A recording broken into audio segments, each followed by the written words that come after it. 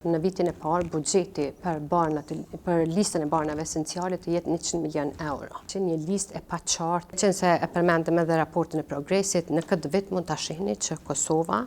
përmendet si sukses në futjen e vaksinës SPV, domethënë jo vetëm në futjen e kalendarit të rregullt, por edhe për mbulueshmërinë ku në vitin 2024 kemi pas 85% mbulueshmërinë të vajzave 12 deri në 13 vjeç.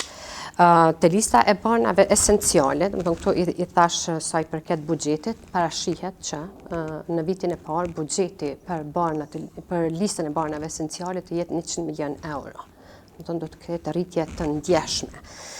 Ne kemi gjetur një listë të barnave esenciale, e cila ka pasur jo vetëm interferime dhe pjesëtar nga këto të cilat u thanë më herët, që u akuzum që ne i kemi pas mirë, por ka qenë një listë e paqartë, pa indikacione